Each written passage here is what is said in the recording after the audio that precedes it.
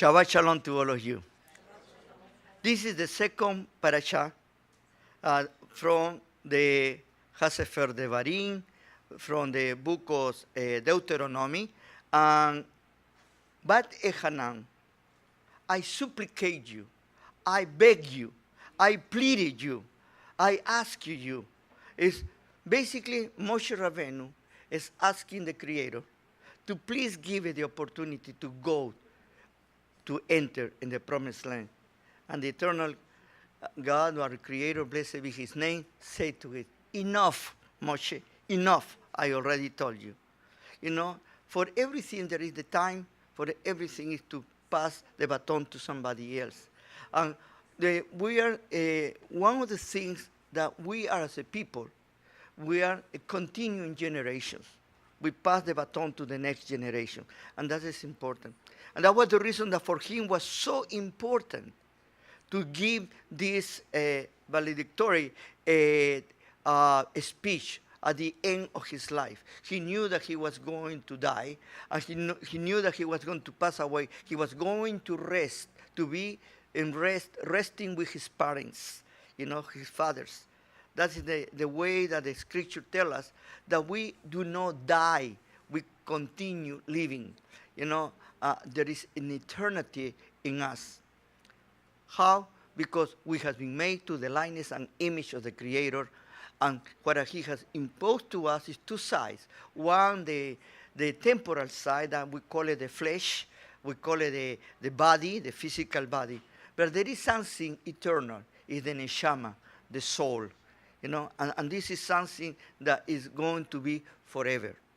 Well, here is the point that I want to make for today. We are seeing right now that the world is going from chaos to chaos, and we're going through from destruction to destruction. We are from bad to worse. The truth of the matter, I have mentioned many times, that we as human beings, we are in the time that we are capable to destroy ourselves, the whole world.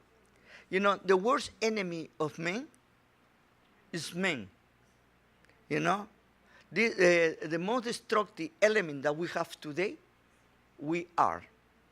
Now, you have heard this, not only rumors, reality, wars, and a lot of things. You know, nations killing another nation, and all based on the religions, on the rights, on the territories, or imposing the ideas to others. We are living in a political situation that we have the very naive, supposedly liberal people, that they think the idea is to let people do whatever they want to do, and that's called the politics of appeasement. And the politics of appeasement is nothing new. It started from the beginning in the religious world, when the humanity, the human being, they created their own gods. And creating their own gods, they will appease their gods. You know, they will give sacrifices. And today it's almost the same thing. I'm going to sacrifice myself, my values, and my beliefs for you to be nice to me. You know, in order that you don't kill me or you don't destroy me. And what is happening is these people who supposedly they are going to be appeased, they get worse and worse and worse. You give it them a finger and they take the hand. You give it the hand, they take your arm. You give it the arm, they take your leg. If you give it your leg, they take all your body, your heart and your head and everything else. These people are not happy with the way they are. The status quo for them needs to be changed, and according to their own understanding. And this is why it's so important to open our eyes. The naivete of the world, the Occidental world, is to the extreme, that they think that we pacifying, speaking nice, good words, nothing is going to happen. I'm going to let you do whatever you want to do, but don't touch me. And that is the worst thing that anybody can do. Moshe Rabbeinu comes from the times in the history in which at that time almost every nation had their own gods. nation believe that their God only has powers inside their territory. You know, if you get out of your territory, your God, another God that was the God of that territory. And that way, that implanted idea of changing gods, changing the color of your robe or your whatever you were wearing.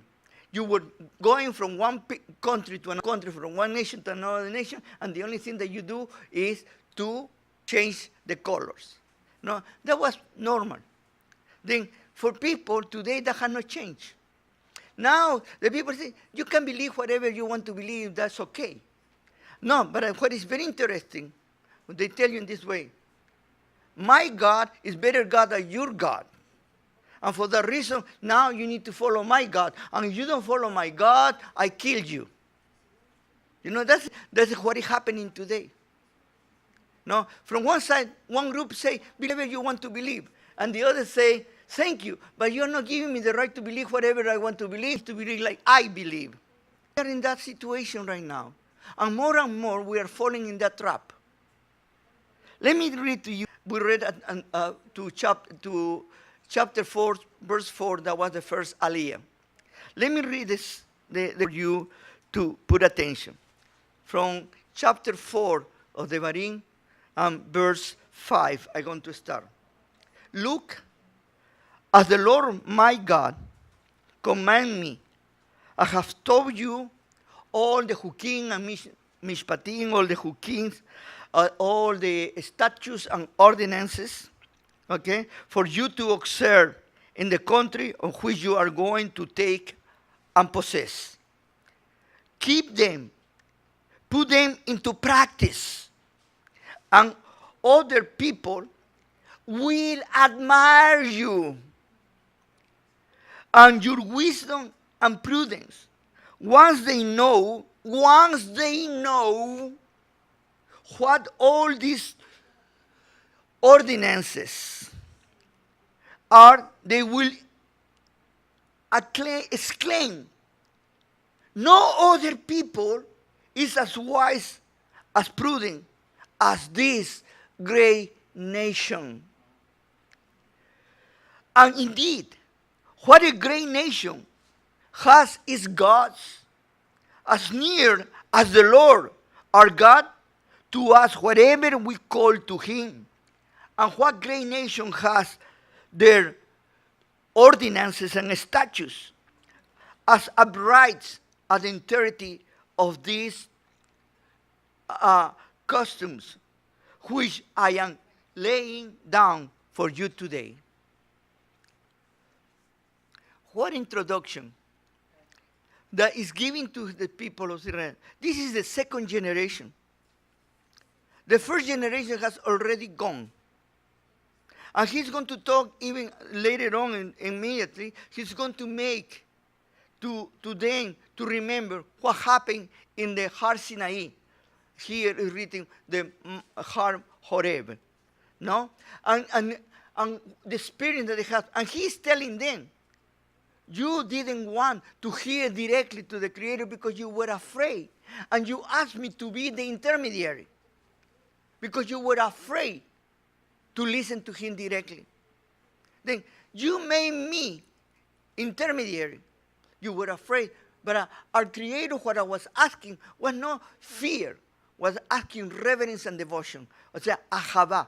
O sea, he wanted loyalty from you.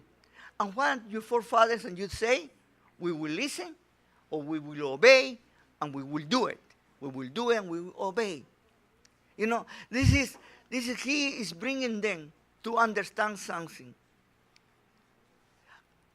In comparison to the other nations, where Israel went, the God of Abraham, Isaac, and Jacob, the only true God, was with them. And the rest of the world start knowing that Israel has something that no other nation had. We saw in the case of Baal, Bilam, you know, the Gentile prophet who trying to curse Israel and he was not able to do it. But they trying to destroy Israel, and Israel was always protected by the Creator. This thing that we are seeing has not changed much. Even they are here going to tell us that at the end, he's going to say to us, Moshe Rabbeinu, even when you fail, our Creator is going to take you all over the nations. But if you do teshuvah, if you come back to Him, He will always receive you with open arms. The Creator is always there because His word is forever. But what is happening today? Because we need to examine the situation today all over the world. You know, first of all, it's being Israel or Legoyim. And this is something very sad for us, Jewish people, to see that that's not the case anymore. We see that they have certain glimpses of goodness and bright. But what is the greatest mistake of Israel today? They want to be like the other nations. And they are a unique nation. And they have forgotten that instead to be like the other nations, they need to be like them.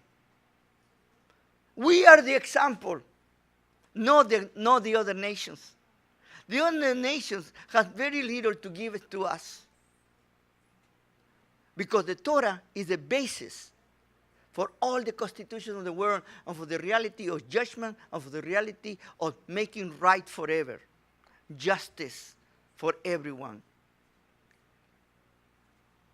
We are living in times in where we are backwards. We are doing what we call it the appeasement, to trying to make everybody to feel nice and good. You know, thinking that is the way that, calm down, calm down. And we doing that. We are allowing these people who we say calm down to think they are right and we are wrong. And they take us as weak. And they think they can do whatever they want to do with us. But the God of Abraham, Isaac, and Jacob will never allow that, in spite of ourselves. Moshe Rabbeinu is speaking to a generation, and he says, this you are going to teach to your children, children, and to the rest. What is happening? You see, I have been asked many times about religious questions. And one of the things that we need to know is that today, the three major religions that they come from the Torah are rabbinical Judaism, Christianity, and Islam. They want it or not, there is the basis where they come from. But the true relationship with the Creator is neither of the three. It is biblical Judaism. And what I mean with biblical Judaism, what I mean is to go back to Torah and not to what man has done. And here's the key. In this first parasha that we are in the parasha, the first aliyah, we read in chapter 4. And let me read it from verse 1 through 3. And now Israel, all these hukim and mishpatim, which I am teaching you today, so that by observing them you may survive to enter and take possession of the country which the Lord your God of your fathers is giving to you. That the promise of God is there, that gave it to our fathers. Verse 2. You must not add anything to what I have commanded you, and do you not take away anything that has given to you from it, from the commandments, that the Lord your God just as laid down for you. you can see for yourself what the Lord has done about the Baal Peor. And he is to tell you what happened to those who goes away and far from the Creator.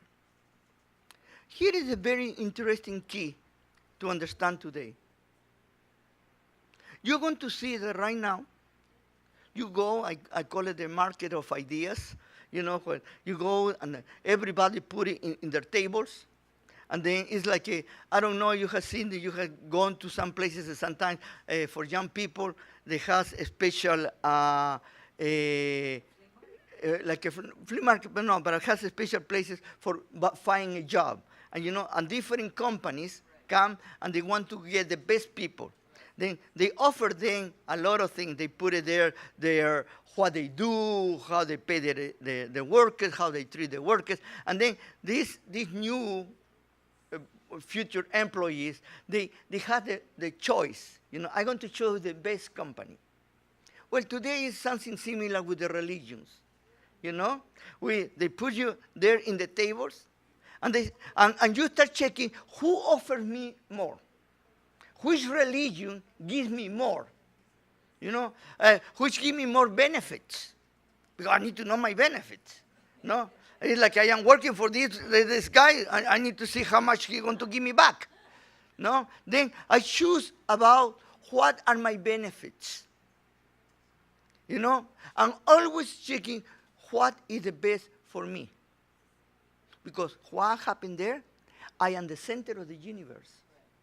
And we forget that the center of the universe is our Creator, blessed be His name. Now, we have been duped, because there is no other word. Because you are going to find 1,000 plus 1, 1,000,000 religions, and each one of them, they have something good to offer you. And you can fall for something. But the truth of the matter, that there is only one God.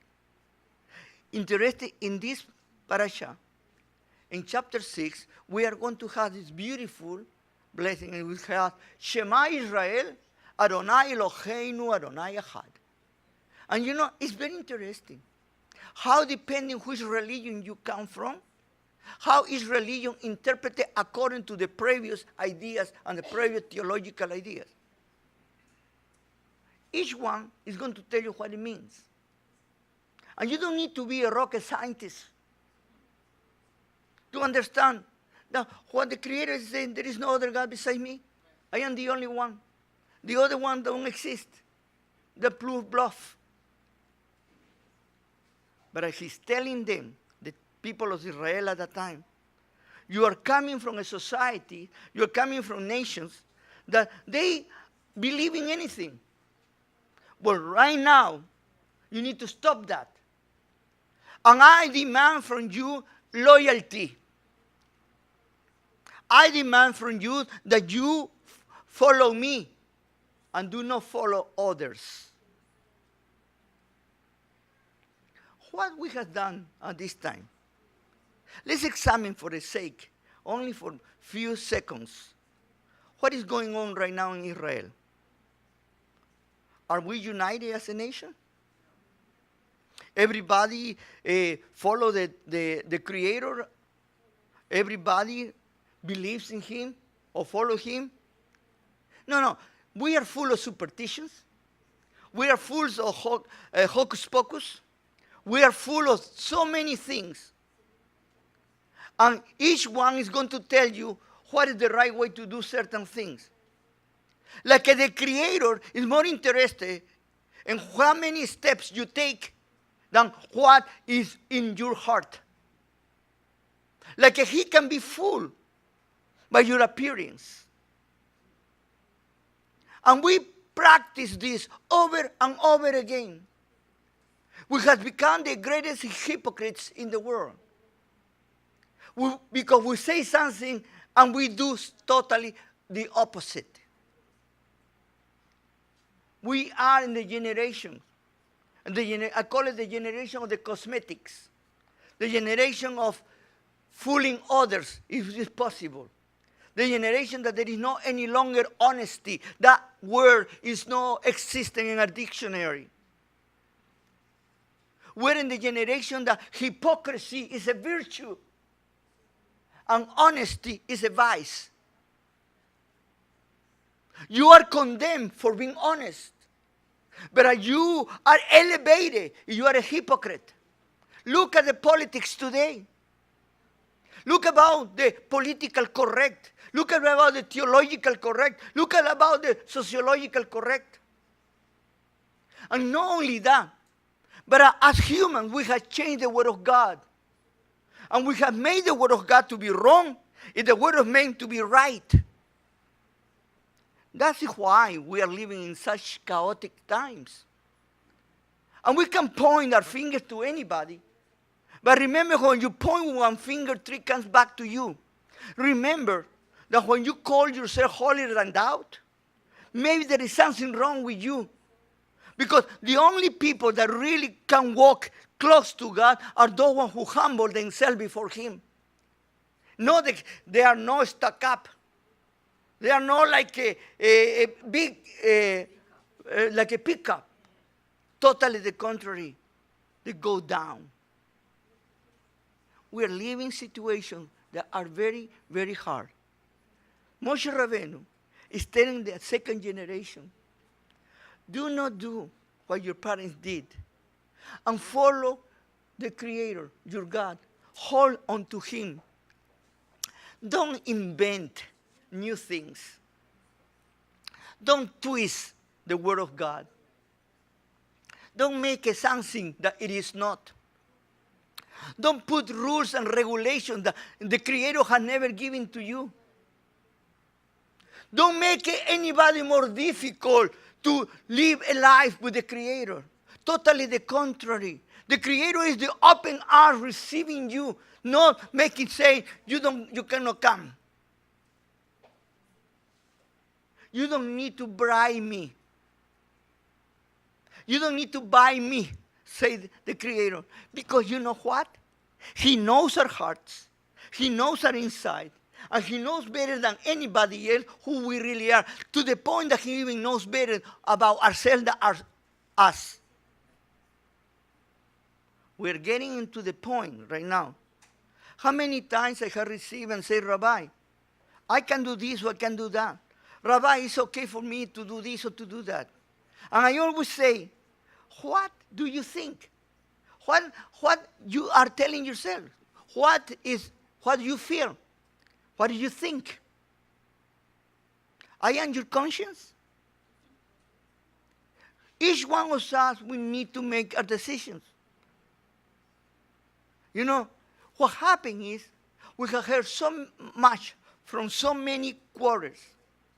This religion says that you cannot do this. This religion says that you cannot do that. This religion says that this is okay. This religion says that this is not okay. You know, and you get confused. Every religion is going to tell you that they are right and the others are wrong. And the way of justice is the perfect one. Because God gave it to them. And I ask you, which God?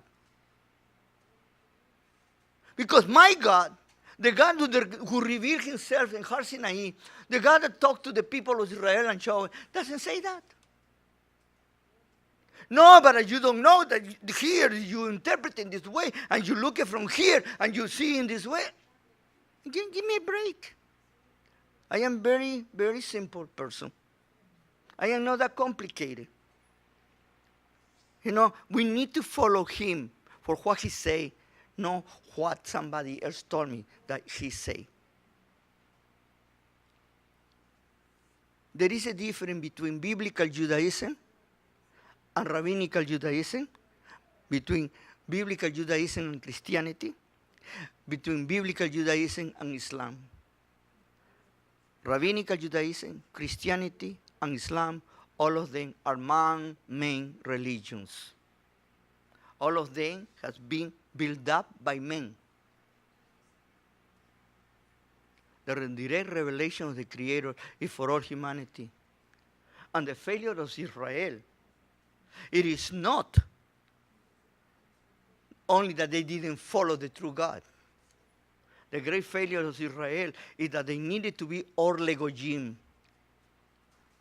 At the beginning, our father Abraham was giving. All the nations of the world will be blessed by you.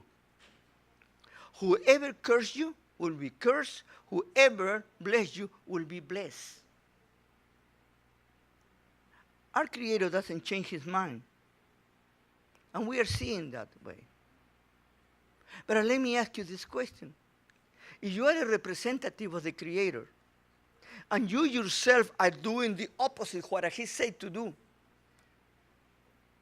or you say, you know what? He committed a mistake. Now we are going to arrange it. Because here say, you are people, you don't have the wisdom that the people are going to call you wise. The other nations are going to exalt you because of the righteous teaching that you have received from the Creator.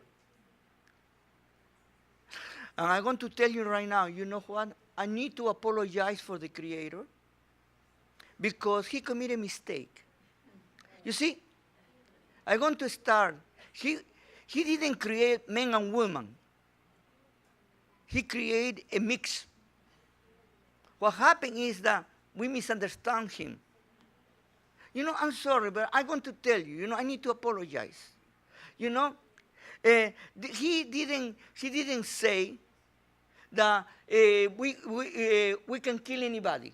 No, he said only that you need to be sure that when you kill them, they are very dead. No, that's all. We have changed so much, because we now apologize for what the Creator said. Most of those defenders of religion, they need to apologize for the thing that supposedly looks like they're from another world. Here in chapter 5, Moshe Rabbeinu again is going to enunciate, and he said the 10 words, the 10 commandments. And he's going to speak to us back again. Look at the beauty of the 10 commandments. Because the 10 commandments is the basis for everything. You don't need to be, again, a rocket scientist to know that this is a basis for life. You follow these 10 commandments, you have everything. And here, in this portion of the Barim, you are going to have repetitions of 3 words. Mitzvot, Hukim, and Mishpatim. And that's going to be developed during all until the end of the Barim. The mitzvot, considering the basic commandments, is the relationship that we have with our Creator. And the first 3 commandments, the 3 commandments that our Creator is giving to us, is in relationship with Him. And in other words, if you do not have a good relationship with the Creator, how can you have a good relationship with yourself? And how can you have a good relationship with others? Then everything starts who make you or you make yourself. Because there are many people who they come from someplace else, no? There are some people that are Martians and the other people that come from the animals or monkeys or whatever. They have this idea. But to me, I was uniquely created by Him. Blessed be His name. He made me as me. And I don't need to be like anybody else. That is the first mistake of many men that are imitators instead to be themselves, the best what the Creator has done for them. He said, in these 3 commandments, the first commandment, what He's telling is, the first one is not He only that He is a God of history. That means that there was a time that I came to you and delivered you. But I showed the power that He is the only true God. And He defeated all the gods that man has created. They couldn't face Him because He is the only true God. The second commandment is very simple. He said, don't be so dummy. I'm sorry I use this word. Don't be so naive. Don't create gods from other things. Don't create a human being, your God. What? People don't like that. Don't create an animal, your God. Don't create anything in the nature to be your God. Pantheism. And what the religions are? They have created their own gods. Third, this is one that sometimes is misunderstood, even by our own sages. Do not use my name in vain. You see, here doesn't mean that you do not pronounce the name of the Creator. What it means it is you don't dare to use the name of God for something that is not true, for something that is not coming from Him. You know, that's what it says. It is not that you cannot pronounce His name, you cannot bless His name, that you cannot pronounce. That was totally religious creation. To the point that it's such a religious creation that today, most of the experts in Hebrew, they don't even know what is the real pronunciation of the tetragrammaton, the Yud, Het, Vav, Het. Why? Because it has been taken away from the people not to pronounce it. And you do something good, supposedly.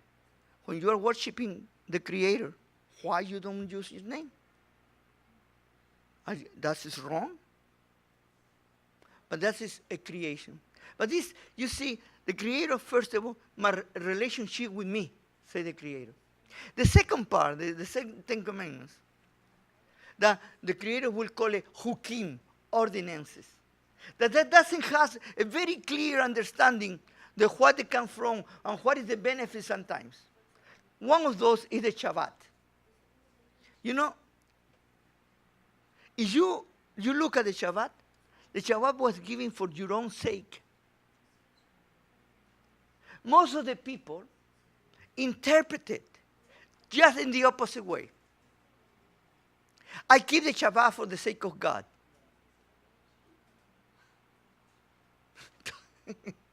Let me ask you this simple question.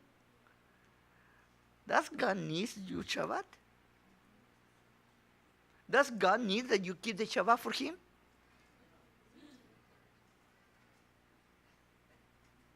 It is for your own good. It's for you. I always say to people when they don't want to keep the Shabbat, I say, no, I need to do this, I need to do that. I say to them, every day has 24 hours. And I can assure you, if you have problems this day, the next day they are going to continue. They won't leave you alone. And then if you have a problem on Shabbat, don't worry, put in pause. Because the next day is waiting for you. It's not going away. And you can enjoy a time of peace and a relationship with the Creator and with the people that are with you. And this is the fifth commandment, the tricky one. Honor father and mother. Because doing that, your life is going to be extended.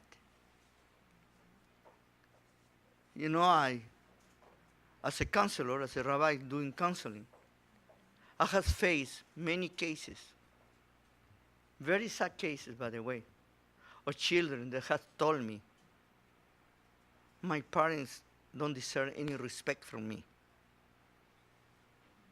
They have told me, I prefer not to be born to have these parents. I'm sad, but it's true. I always say to them, you know what? You need to be grateful that you receive the gift of life. And don't worry, our Creator is the one that is the one that's going to make it right to your parents. The Creator say, you need to honor them, but you know why? Because this is a projection. Because God is our Father. God is our Mother. He's our Creator, all things. And honoring our parents, we are honoring Him. The rest is up to him. Do not cross the line. Because doing that, you destroy yourselves. Many people, many young people, many children has learned this lesson, and they have been able to live a better life and fulfilled life. And finally, the 6, 7, 8, 9, and 10 commandments. All of them is a relationship between me and them, between myself and my neighbors. And this is the part that we consider that is the most, they call it mishpatim, no? Hukim, that we don't know exactly how to put it. And then mishpatim, the judgments, the basic rights that we have and the rights of others. And the first one that he started is, you shall not kill. In other words, no kill. You shall not commit murder. It's the respect to our human beings. And then respect to the others and to do the things in the right way. Because my rights end when the rights of somebody else begins. And a mutual respect is what enhances society. But when there is no respect of the values of each other, that's when destruction comes. Our Creator didn't make me a judge. He is the judge of all over. I can give my opinion, but I don't have the right to judge. I can tell people honestly what they are doing is not right. What my understanding is that they are doing wrong. But it's up to each individual to decide what they are doing is right or wrong. There are many people that do not want to see the truth. Our Messiah Yashuv say this: there is no worse blind than the one that doesn't want to see. And there is no worse deaf than the one that doesn't want to hear. Moshe Rabbeinu put these things in the hands of the people of Israel. And didn't say to Israel, keep it to yourself and don't give it to the others. Totally the contrary. We needed to give it to others. Because what is say here? Read again at the end. Verse 6. Keep them, put them into practice, and other people will admire your wisdom and prudence. Once they know what all these statutes are, they will exclaim. Once they know. Let me ask you this question. How they can know if we don't tell them?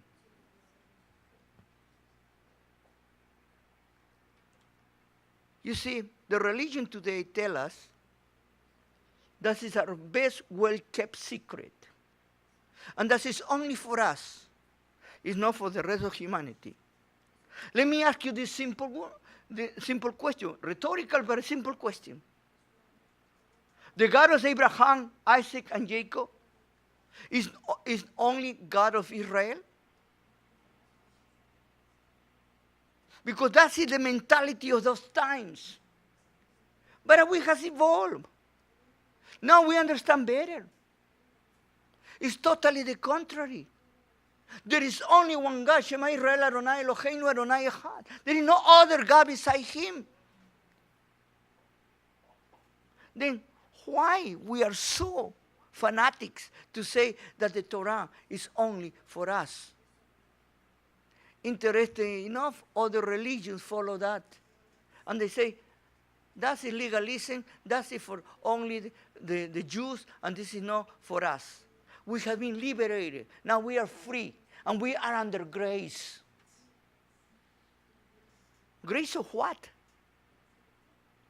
Grace to do whatever you want to do? Grace of saying that I don't need to obey any longer the Creator? Grace because now whatever I do, somebody else is going to pay for my problems? I don't need to worry. Somebody else is going to pay for me. That's not grace. That's being utilitarian. That's being sinvergüenza, shameless. When the people use other people for their own benefit, they're utilitarians. How many of us we think that we are using God, blessed be His name, for our own needs? How many of us we only remember the Creator when we are in need? Somebody said to me not long ago, I don't believe in God, but you know what? I recommend you to pray for this. If he doesn't believe in God, to whom to pray what?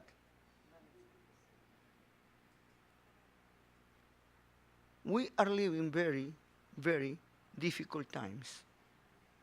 And we are going through our own self-destruction. Because more and more, we are trusting in ourselves than trusting in the Creator.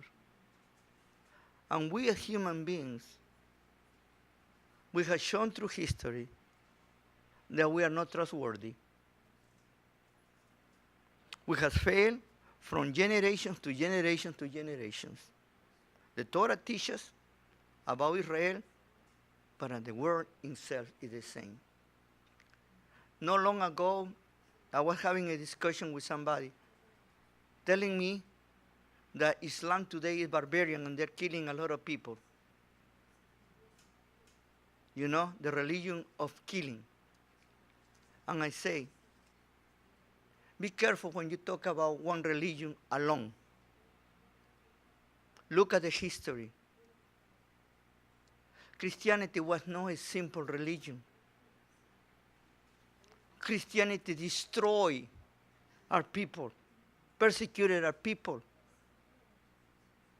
We have forgotten about the Shoah, yes, recently, the pogroms, the Inquisitions, all of them under the banner of the cross. Are we forgetting that they were worse, more bloodthirsty? What about in the India, you know, the fights among themselves? The Tamils and the other ones, and then you have the Hindus and the Muslims, everywhere.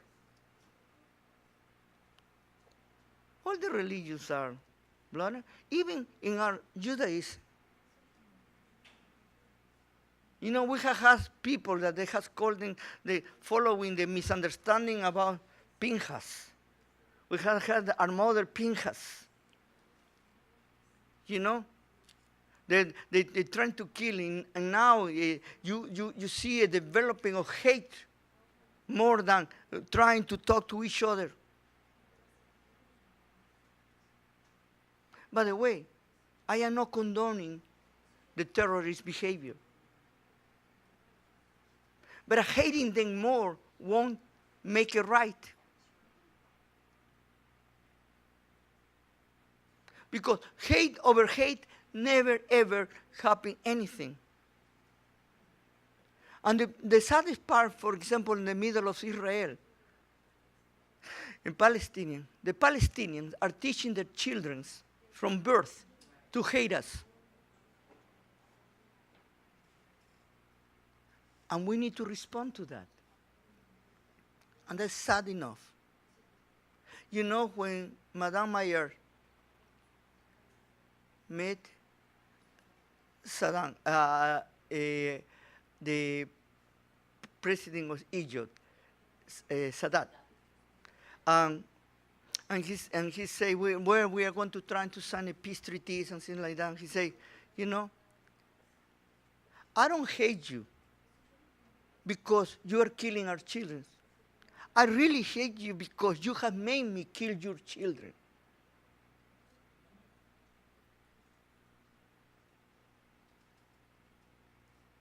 It is time that we look at what Moshe Rabbeinu is giving to us in these chapters, about that we need to bow ourselves and to really come back to the God of Abraham, Isaac, and Jacob, to follow his 10 words.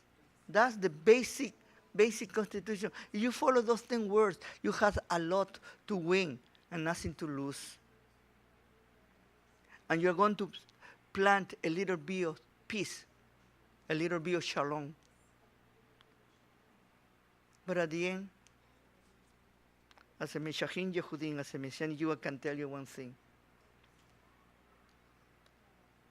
We are in such chaotic situation that only our Creator can put it together. Come soon. Come soon. Shabbat Shalom.